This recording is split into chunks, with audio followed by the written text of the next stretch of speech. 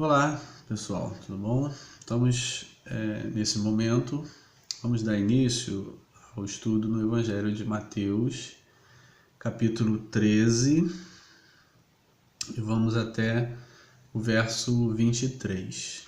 É importante lembrar, antes de iniciarmos, que no Evangelho de Mateus há 5 grandes discursos de Jesus, e o capítulo 13 corresponde ao terceiro grande discurso. O primeiro está nos capítulos 5, 6 e 7, conhecido como Sermão da Montanha. O segundo discurso está no capítulo 10, que é advertências para os discípulos.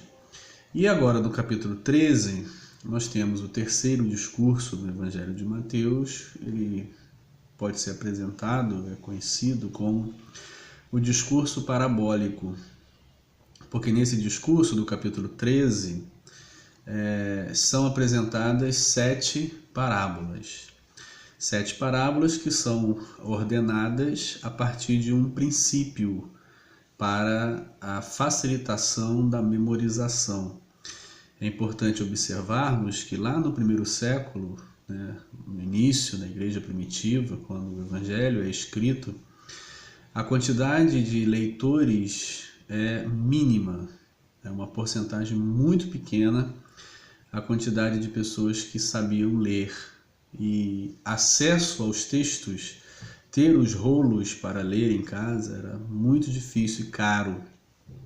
Então, basicamente, o texto era lido na igreja, no culto, e a maioria dos presentes apenas ouviam. E com isso memorizavam, guardavam nos seus corações a mensagem que era lida, o evangelho que era lido diante deles. Pois bem, então, diante dessa realidade, os evangelistas vão sempre utilizar métodos que facilitam a memorização. Por exemplo, nas 7 parábolas, nós encontramos um método que vai ajudar a memorização, que é a forma como as 7 parábolas são apresentadas para nós sequencialmente no Evangelho de Mateus. A primeira fala da semeadura, a segunda fala, pelo menos a sua ênfase está na colheita, que é o joio do trigo. A terceira da mostarda. A quarta do fermento. A quinta, o tesouro escondido. Sexta, pérola escondida. E sétimo, os peixes justos, escondidos no mar, a parábola da rede, assim também conhecida. E a gente percebe que a primeira sequência, que compreende as 4 primeiras, vão trazer para nós o ciclo do pão. A primeira fala da semeadura, a segunda enfatiza a colheita, a terceira fala da mostarda, utilizada como tempero na época, e a quarta, o fermento. Então você tem o processo produtivo do pão: plantou, colheu, temperou, fermentou. A quarta parábola, que faz o elo entre as outras 3 que seguem, nos apresenta um elemento que é o escondido. O fermento está escondido. Esse elemento escondido, o fermento, vai ser o elo de ligação com as outras 3 parábolas que se seguem, onde nós temos o tesouro escondido, a pérola escondida e os peixes justos, que estão escondidos no mar. Ou seja, então, a gente tem aí uma sequência que facilita a memorização. Vamos então à primeira parábola, que é aquela que a gente vai tratar hoje, que é a parábola do semeador.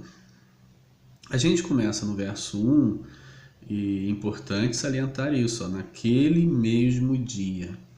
Com isso, o evangelista liga o que vai ser dito no capítulo 13 com o que foi dito nos versos anteriores, em que Jesus, estando em casa, estando dentro de uma casa, ele recebe a visita da sua família, da sua mãe, dos seus irmãos que querem falar-lhe, e ele então apresenta ali um ensinamento a respeito da família alternativa de Deus, a família de Deus, a comunidade, a igreja, que é formada como família por aqueles que seguem os ensinamentos do Pai, né? Aqueles que guardam os meus mandamentos. Estes são os meus irmãos e mãe. E com isso ele também confronta uma estrutura social vigente, patriarcal, em que na família alternativa, na família de Deus, o pai é apenas Deus no céu, né? Ou seja, entre os irmãos, entre a família não há o pai é Deus que está no céu. Na família de Deus, né, a comunidade que se reúne como família de Deus, temos mãe e irmãos e irmãs. Com isso ele coloca todos no mesmo nível, porque assim era organizada a família, a sociedade naqueles dias. O pai era o Senhor sobre todos e mãe e filhos subordinados a este pai. E então ele diz que na família de Deus todos são mães, irmãos e irmãs, e pai apenas o que está no céu. Então liga-se o texto de agora, do 13, com esse, na expressão naquele mesmo dia. Ele está dentro de uma casa, porque se a sua mãe e seus irmãos estão do lado de fora, presume-se que ele está reunido numa casa e você tem a presença dos seus discípulos, né? Os discípulos estão na casa. A casa é símbolo da igreja e onde estão os discípulos reunidos. Agora no verso 1, indica naquele mesmo dia em que ele estava na casa e deu o ensinamento sobre a família, a glória de Deus. Saindo Jesus de casa, né, então agora ele vai para fora, assentou-se à beira-mar. Então muda-se a geografia, muda-se o lugar onde ele vai ensinar e muda-se também o auditório, né? Enquanto na casa ele tinha os seus discípulos como auditório, agora na beira-mar ele vai ter as multidões como auditório. Os discípulos vão retornar no texto no verso 10. Né? No verso 10 é dito que então se aproximaram os discípulos e lhe perguntaram, porque lhes, né, fala a eles quem? As multidões, por parábolas. Então no verso 10 nós temos uma mudança de audiência, os discípulos. Então nos versos 1 a 9 nós temos as multidões, que é uma mudança de auditório em relação ao que está no capítulo 12, versos 46 aos 50, onde ele se dirige aos discípulos. Então você tem discípulos, agora multidões, e depois volta aos discípulos. É muito importante essa marcação no Evangelho de Mateus, multidões e discípulos, porque cada grupo caracteriza algo diferente. Uma coisa é a multidão, outra coisa os discípulos. A multidão não entende, né? Os discípulos entendem. A multidão fala-se e eles não compreendem porque os seus corações estão endurecidos. Aos discípulos é dado o conhecimento, ou seja, então existe essa alternância de multidões e discípulos, que é muito importante na leitura, principalmente do Evangelho de Mateus. Outra característica importante no verso 1, que a gente precisa ressaltar, é o assentar-se, que vai aparecer novamente no verso 2. Ou seja, Jesus ensina sentado a uma multidão em pé.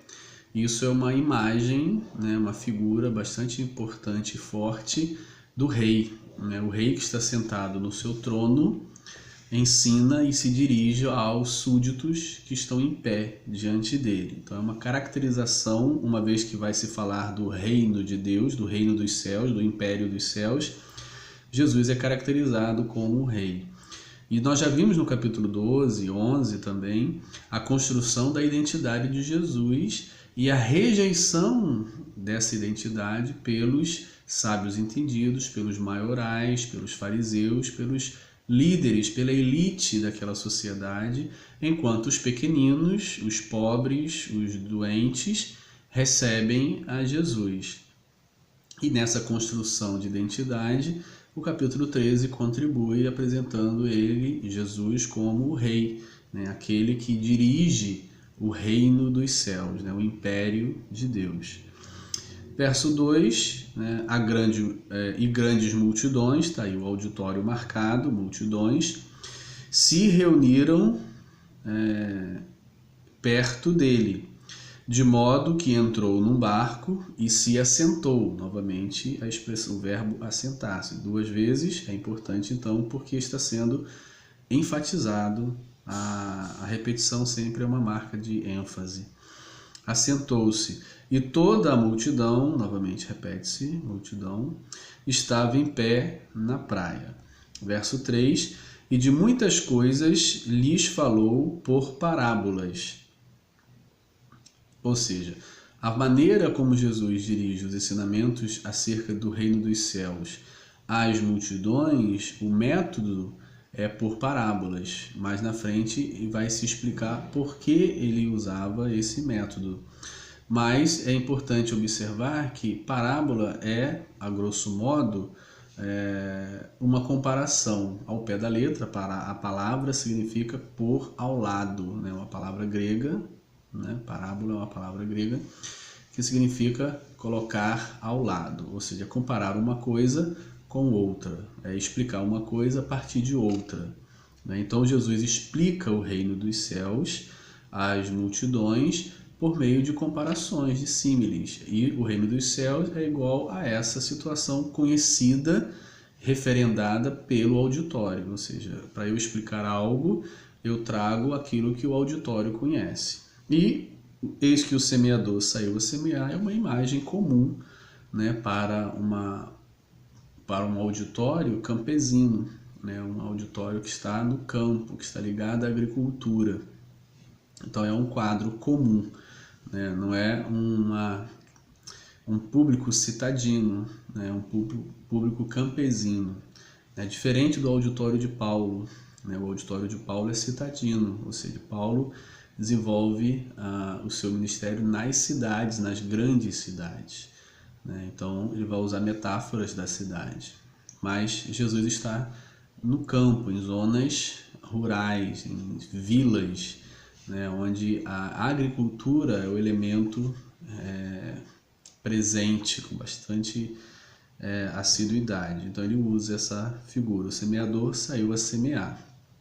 E aí vai desenvolvendo a parábola. E ao semear, uma parte caiu à beira do caminho, e vindo as aves a comeram.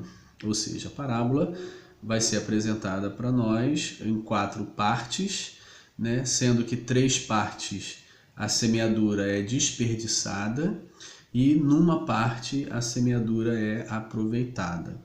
E a gente vai observar, vai ter lá na frente a explicação da parábola, mas a gente vai começar já a perceber alguns elementos que são utilizados na parábola que não condizem com uma realidade da agricultura, por exemplo, nos nossos dias, que é a falta de preparação do solo, né? E então a gente percebe que o uso nesse formato da parábola é para ressaltar algo que realmente faz referência direta ao reino dos céus, né? Ao reino de Deus, ao império de Deus, que é o semeador não prepara a terra, né? A terra são os corações, os homens, e o semeador não prepara a terra, ele simplesmente joga a semente. E assim vai, joga na beira do caminho, vem as aves, que serão apresentadas como inimigas, e roubam a semente. Verso 5, outra parte caiu em solo rochoso,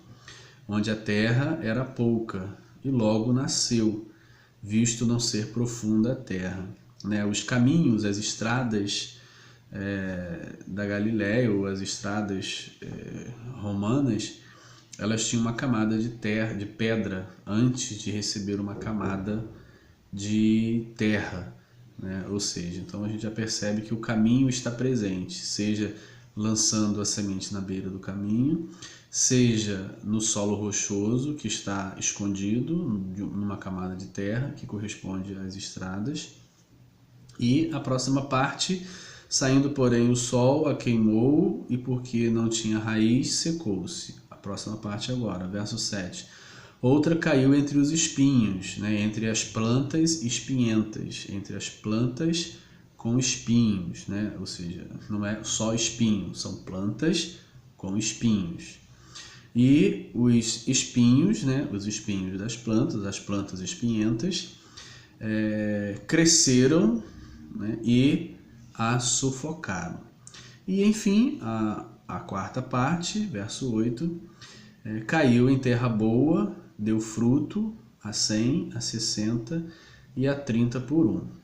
Quem tem ouvidos, ouça. Ou seja, quem está escutando isso, se esforce para entender e para seguir. Mais na frente vem a explicação da parábola. Então eu não vou trabalhar a explicação da parábola agora, porque vai ser nos apresentada a partir do verso 19. Mas só para ressaltar, a gente tem aqui a imagem do caminho, né, que é lançada a semente. O semeador vai ser apresentado para nós como o anunciador da palavra, o pregador da palavra. Então, o caminho é uma figura importante, né? A semente é lançada à beira do caminho, ou no caminho, né, para ser pisado é o caminho. E você tem o solo rochoso, que é uma característica do caminho, da estrada. E você tem os espinhos que crescem à beira da estrada. E você tem, então, o solo fértil. A gente vai depois trabalhar mais isso nos versos que se seguem. Do verso 10 ao verso 17, vai se ater a explicação por que fala-se por parábola. Porque Jesus ensina às multidões por parábolas. E depois, então, vai explicar a parábola. Então, nós temos no verso 10, que eu já li, já citei, que agora há uma mudança de auditório. Ou seja, quem quer saber por que Jesus fala por parábolas? Quem quer saber são os discípulos. E ele fala por parábolas às multidões. Então, verso 10, se aproximaram os discípulos. Percebem a mudança de auditório. Os discípulos não estavam próximos.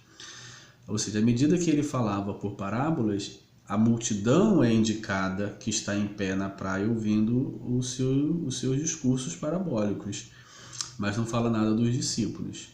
Agora, os discípulos aparecem, então agora há uma mudança de auditório. Então se aproximaram os discípulos e lhe perguntaram: por que lhes falas? Lhes falas, ou seja, por que fala a eles? Eles quem? As multidões, por parábolas. Por que você usa essa metodologia? Ao que respondeu, verso 11, porque a vós outros, vós, os discípulos. Então, há aquela marcação que eu já mencionei, multidões e discípulos. É muito bem marcado no Evangelho de Mateus, multidões, discípulos, como caracterizando dois grupos distintos. Dois grupos que estão em torno de Jesus, mas eles são distinguidos. A vós, né, os discípulos, é dado conhecer os mistérios do reino dos céus. Ou seja, encontramos mais uma vez aquilo que normalmente eu tenho mostrado, que é o passivo divino. O que é o passivo divino? É o uso da voz passiva para esconder a ação divina, a ação de Deus. Normalmente não diz Deus faz, diz tem sido feito. E aí se presume que o passivo, o sujeito da passiva é Deus. Então, aqui está mais uma vez o passivo divino. A vós, outros, é dado conhecer. Ou seja, quem então dá a conhecer aos discípulos? Deus, o passivo divino, onde esconde a ação, onde na ação divina Deus fica escondido na voz passiva. É dado a conhecer os mistérios do reino dos céus. Mais uma vez, é importante a gente ressaltar a caracterização dos mistérios, daquilo que é revelado de uma forma sobrenatural. Isso já foi, de uma certa forma, mencionado no capítulo 11, onde Jesus, no verso 25, agradece ao Pai, que ocultaste essas coisas, as obras de Deus realizadas por Jesus, aos sábios e entendidos, e as revelastes aos pequeninos. Sim, porque assim foi do seu agrado. E mais uma vez ele diz aqui a respeito dos discípulos. Foi dado, o passivo divino, Deus deu a vós que conhecesses os mistérios do reino dos céus. A expressão reino vai aparecer, se eu não estou enganado, 12 vezes nesse capítulo 13. 8 dessas 12 vezes vai estar na expressão reino dos céus. E 3 vai estar sozinho, reino, e uma, no verso 43, vai estar um sinônimo de reino dos céus, que é o reino do seu Pai. Pois bem, então isso é importante, porque 12 vezes aparece a palavra reino, que podemos traduzir também como império. Por quê? Porque o contexto que está em oposição ao reino de Deus é o Império Romano. Aquilo que conhecemos é conhecido como Império Romano. Então, o Império Romano retrata o império de Satanás, que está em oposição ao Império de Deus. Então, a palavra império seja mais próxima daquele momento histórico o seu uso, porque o contexto social político é de império, Império Romano, oposição ao Império Romano, o Império de Deus, né? Mas a palavra reino também não tem problema, é só para indicar que para a época o leitor primário provavelmente entende o Basileu aqui como império, porque está em oposição ao Império Romano. Verso 11 ainda, mas aqueles, a multidão até então, não lhes é isso concedido. Mais uma vez, quem concede? O Pai. Por que não é concedido? É uma pergunta que vai ser respondida. Verso 12, pois ao que tem se lhe dará e terá em abundância, mas ao que não tem, até o que tem lhe será tirado. Bem, aqui é feito um parêntese, na explicação, e é usado um provérbio da riqueza, dos ricos. O provérbio aqui tomado da sociedade, da característica, da relação da riqueza, dos ricos, é esse. Quem tem, cada vez vai ter mais. E quem não tem, cada vez vai ter menos, e até o que tem vai deixar de ter. Esse é um provérbio da época que retratava a situação social dos ricos e dos pobres, que não é muito distante da nossa realidade também. Hoje, esse provérbio, lá dos tempos antigos, dos tempos de Jesus, faz sentido para nós hoje, em que o rico cada vez mais rico e o pobre cada vez mais pobre. Percebe que, por mais que se transforme isso num provérbio moderno, popular, hoje até vira música, mas isso remete ao passado, à antiguidade, ao tempo de Jesus. Esse provérbio é de lá, daquela época. E aqui ele está sendo tomado não para falar de riqueza material, de dinheiro, mas para falar do conhecimento de Deus, da vontade de Deus, da revelação de Deus, da obra de Deus, do reino de Deus. Mas ele usa um provérbio do rico e do pobre para falar da questão de que aquele que não entende, cada vez não entende, e aquele que entende, cada vez entende mais. Exatamente isso aí no verso 12. Chegamos ao verso 13. Por isso lhes falo por parábolas. Ou seja, agora ele vai explicar por que ele fala por parábolas.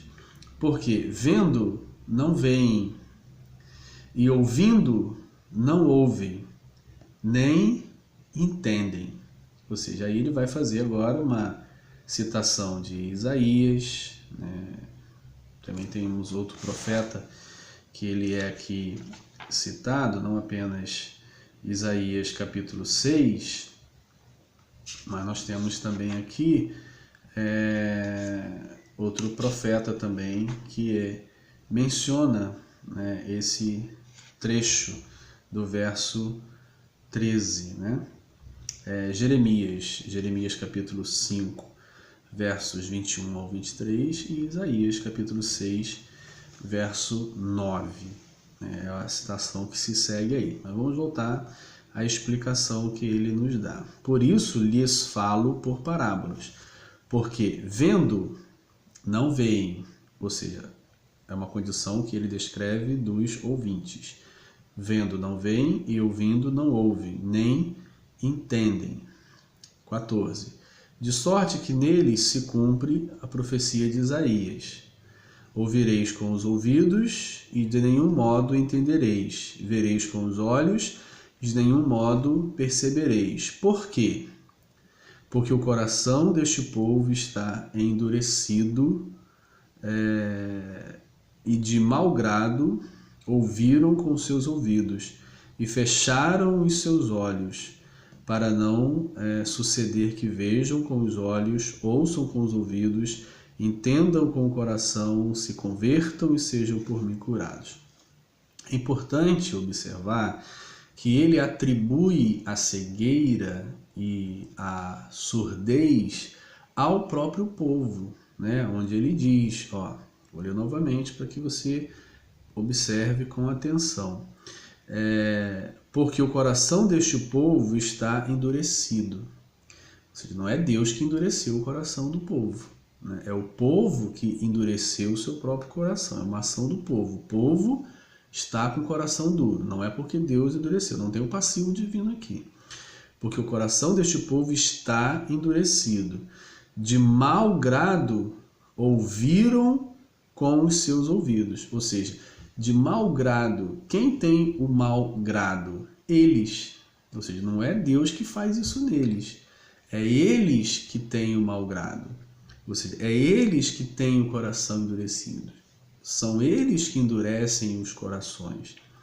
Então ele diz, porque o coração deste povo está endurecido, de mau grado ouviram com os seus ouvidos e fecharam. Quem fechou?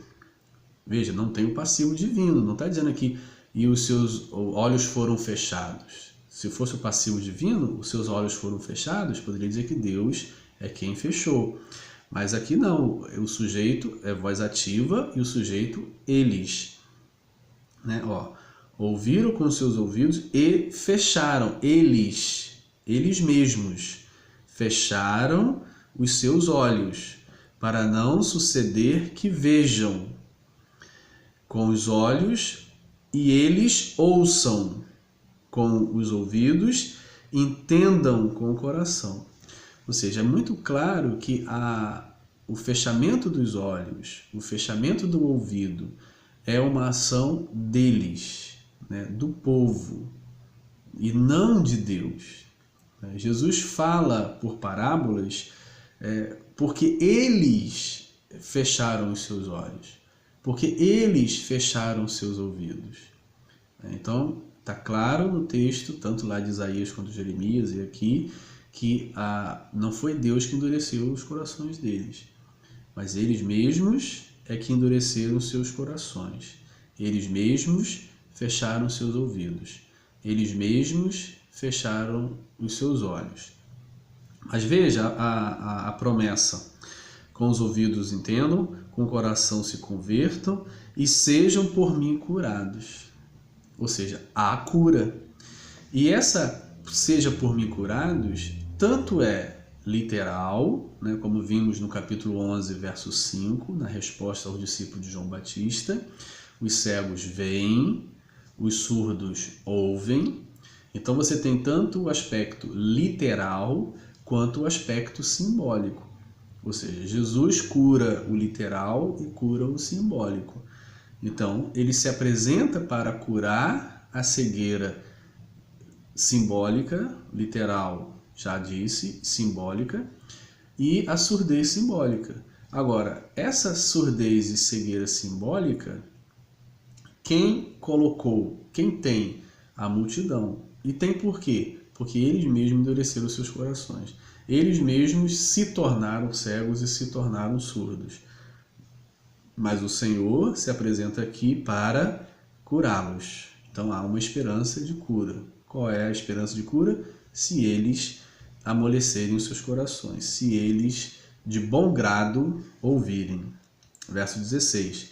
Bem-aventurados, porém, os vossos olhos, vossos discípulos, que diferente da multidão que endureceu o seu coração, e essa multidão é representada por todos aqueles que, desde o capítulo 11 e 12, vem rejeitando o Senhor, né, como os discípulos de João Batista, como o povo que não aceita o João Batista nem Jesus, né, como as cidades impenitentes, como os sábios entendidos, como os fariseus, né, todos esses são representados aqui por essa multidão que escuta as parábolas, mas eles mesmos fecharam seus ouvidos e os seus olhos.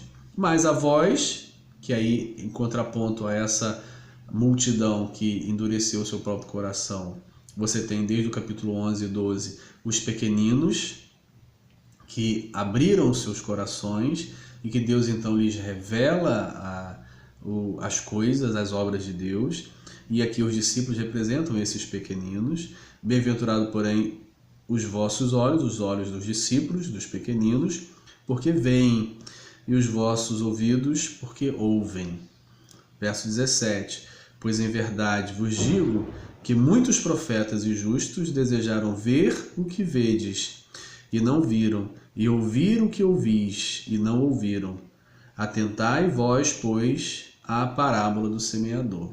Aí ele agora começa a explicar a parábola. Então nós temos aí do verso 10 ao verso 18 a explicação, o porquê que ele falava em parábolas, né? No verso 19 ao 23, então nós temos a explicação da parábola.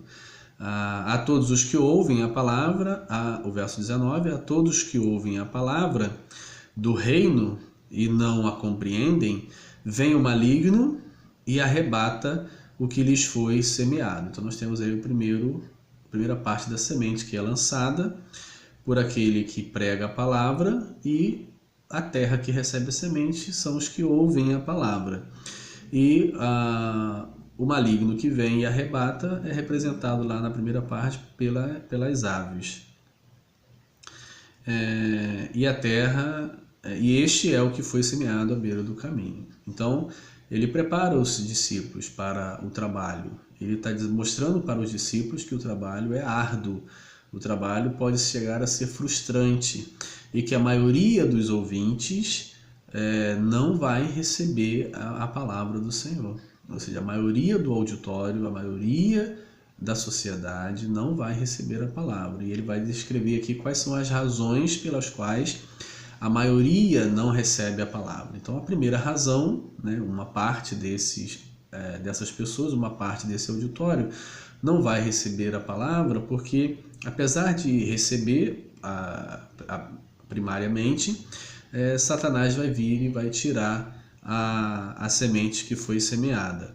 No verso 20, o que foi semeado em solo rochoso, esse é o que ouve a palavra e recebe logo com alegria, mas não tem raiz em si mesmo, sendo antes de pouca duração, em lhe chegando a angústia ou a perseguição por causa da palavra, logo se escandaliza. Então a gente observa que o primeiro grupo não vai ser frutífero porque Satanás vem roubar a palavra semeada. O segundo grupo não vai ser frutífero porque, mesmo recebendo a palavra com alegria, mesmo reconhecendo que o reino de Deus está próximo, mesmo reconhecendo que o reino de Deus está sendo oferecido, mesmo reconhecendo que a palavra vem de Deus, que é o evangelho de Deus, que é algo bom, vai voltar atrás por causa da perseguição, né? Ou seja, então ele já diz, olha, muitos vão recuar por causa da perseguição que vem por causa da palavra. Ou seja, a palavra semeada, anunciada, precisa ser experimentada e vivida.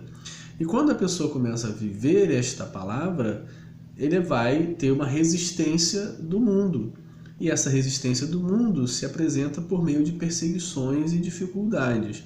E aí a pessoa então revê e volta atrás porque acha que não vale a pena. Então você tem um grupo que vai reconhecer o reino de Deus, a palavra, mas a perseguição, a dificuldade para viver essa palavra vai ser um obstáculo para continuar na fé. Infelizmente, muitas vezes nós percebemos no cristianismo moderno que essas pessoas na realidade não acabam abandonando a palavra, abandonando o evangelho, mas não abandonam a igreja. Isso é uma coisa para a gente pensar e tratar em outra oportunidade. Continuando agora o terceiro grupo, verso 22. O que foi semeado entre os espinhos é o que ouve a palavra, porém os cuidados do mundo e a fascinação das riquezas sufocam a palavra e fica infrutífero. Então, o primeiro obstáculo é Satanás vem e rouba a palavra semeada, tira aquilo que foi colocado no coração por Deus. O segundo obstáculo é a perseguição, ou seja, viver a palavra ouvida, viver o Evangelho de Jesus vai trazer problemas e dificuldades e resistências e perseguições. E isso muitas vezes vai fazer a pessoa, mesmo tendo reconhecido que é uma palavra de Deus, voltar atrás. O terceiro obstáculo é a riqueza. Então a gente percebe que a riqueza se torna uma oposição para viver a palavra, né? Porque ele diz que o terceiro obstáculo, né, os espinhos que crescem e sufocam a semente, são comparados a quê? Os cuidados do mundo e a fascinação das riquezas. Então ele coloca aqui, estar fascinado pelas riquezas, a cobiça pelas riquezas, a avareza e todo o esforço para desenfreadamente, a qualquer custo, se tornar rico, se torna um obstáculo para frutificar a palavra recebida. Então é muito interessante, porque ele já mostrou para nós que quem recebe a palavra, lá no capítulo 11, são os pequeninos. Né? E os pequeninos representam uma classe social inferiorizada, enquanto a classe social elevada, sábios entendidos, rejeitam.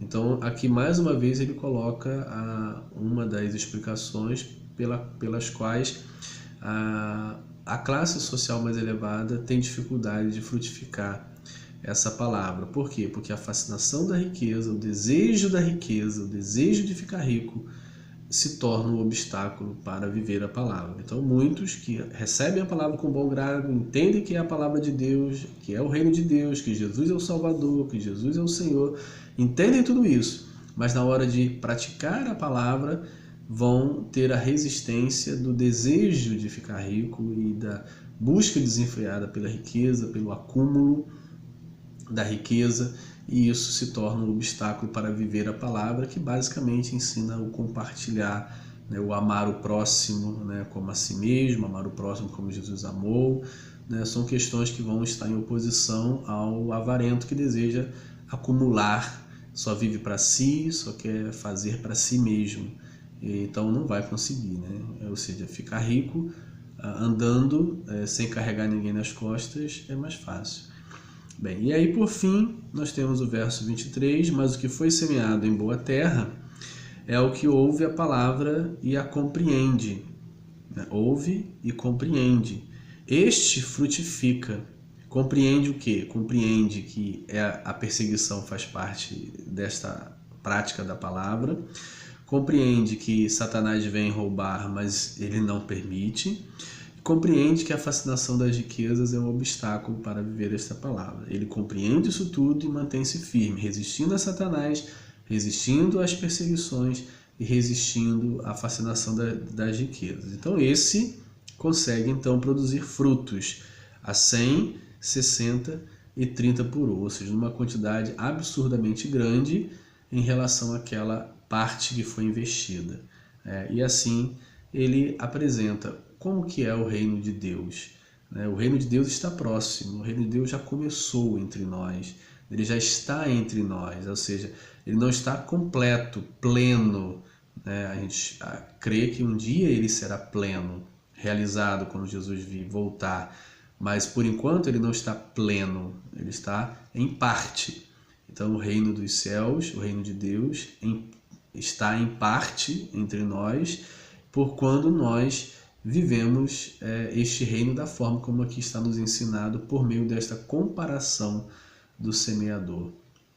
Sejamos os semeadores. Antes precisamos ser os solos, o solo que produz em abundância, o solo que recebe a palavra, compreende essa palavra, sabe os riscos e as consequências dessa palavra e mesmo assim mantém-se na palavra. Este então vai produzir frutos e frutos com abundância. Um abraço.